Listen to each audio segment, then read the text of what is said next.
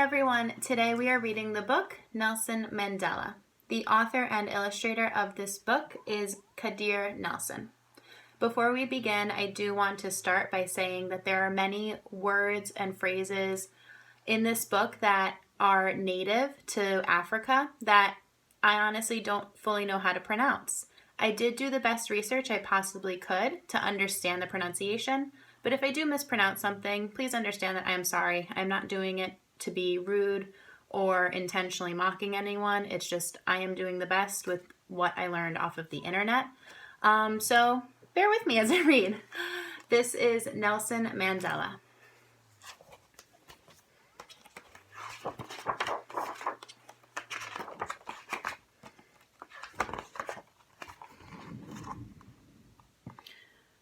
Rolihlahla played barefooted on the grassy hills of Kunu. He fought boys with sticks and shot birds with slingshots. The smartest Madiba children of 13. He was the only one chosen for school. His new teacher would not say his Xhosa name. She called him Nelson instead.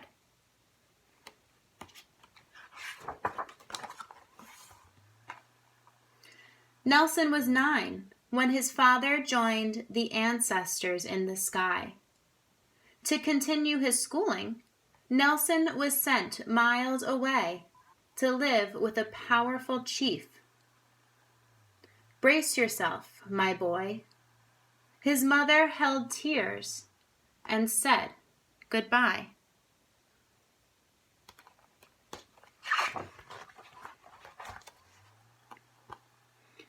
The chief held counsel to warriors, medicine men, farmers, and laborers. The elder ones told stories of old Africa. For centuries, Thembu, Pondo, Xhosa, and Zulu peoples lived in the mountains and valleys of South Africa. The land was bountiful, fertile, and rich. The people hunted, fished, and raised crops, living in relative peace. But they made war on European settlers, who came in search of land and treasure. The settlers' weapons were stronger and breathed fire. Slowly, the people were conquered. Their land was taken and spirits dimmed. South Africa belonged to Europe. The elders grew quiet, and Nelson felt sorry.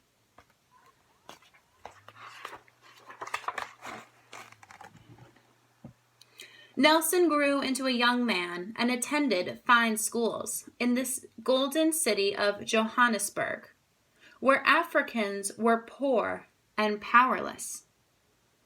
Nelson became a lawyer and defended those who could not defend themselves.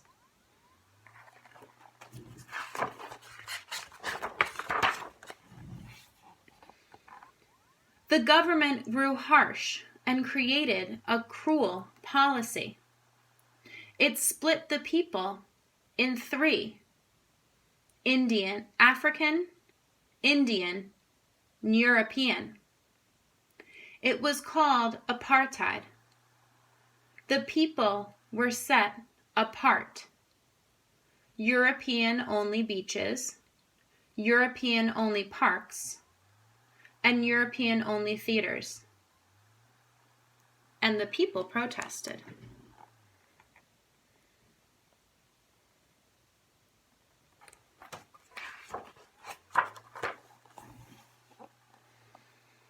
Nelson organized rallies to fight apartheid. We must win back Africa, he told them. South Africa is for all South Africans. Mandela, he shouted. Nuwagathu, they responded. Power to the people. And the people loved him.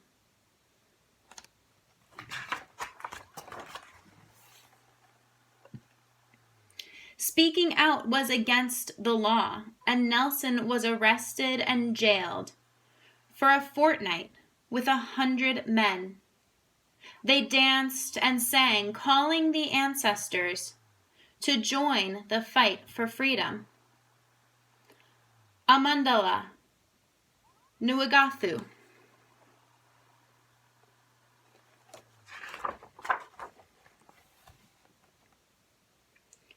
The ancestors sent their daughter, Winnie, to stand next to Nelson. They found love and married, and welcomed children into the world. Together, they stood and fought apartheid.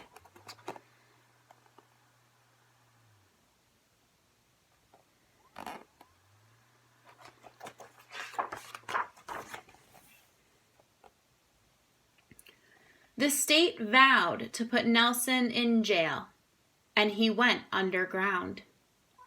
He wore different disguises and lived in the shadows.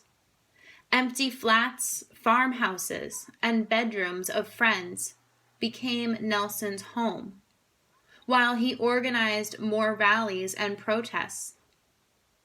The police put out a warrant for his arrest, but they could not find him.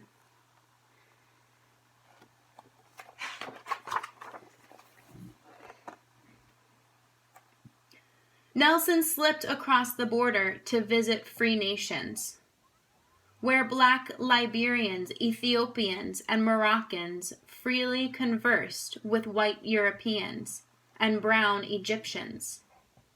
They shook hands.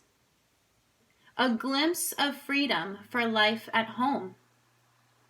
Nelson returned to South Africa to cleanse his homeland of hate and discrimination.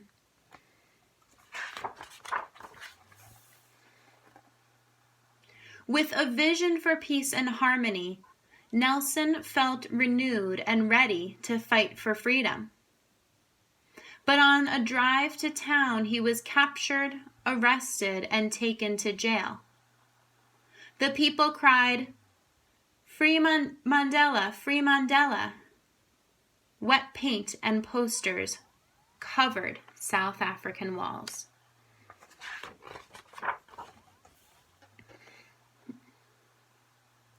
On a small island off the coast of the southern tip of Africa, Nelson sat in a tiny cell.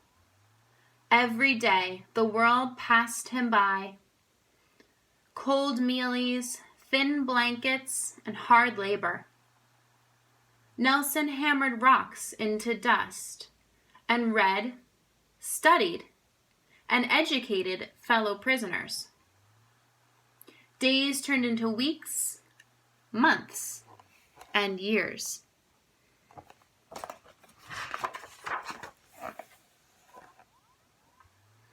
His children grew up, relatives passed away. South Africa began to fall apart. There were more protests, more rallies, and violence. The people needed a leader. Nelson snuck a message to the people. I will return.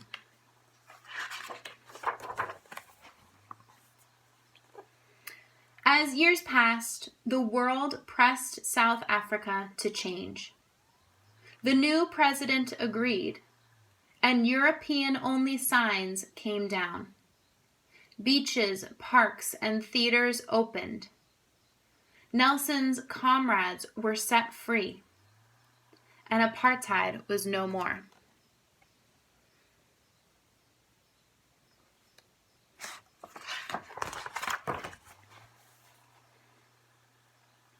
Nelson was an old man. After 27.5 years, the prison gates opened, and Nelson was at last set free.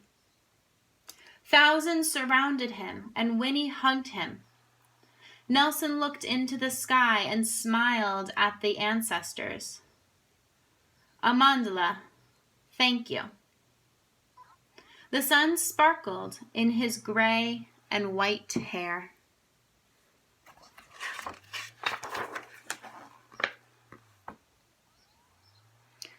Nelson stood proudly, with the wind at his back, and spoke to a colorful sea of people.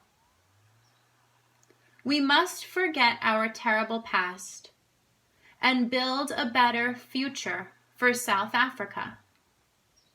Let us continue to fight for justice and walk the last mile to freedom.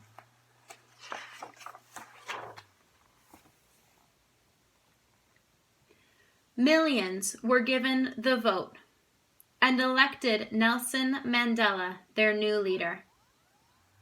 South Africa was free at last and finally at peace. The ancestors, the people, the world celebrated. Mandela, Nuegathu. The end. So that was the book Nelson Mandela.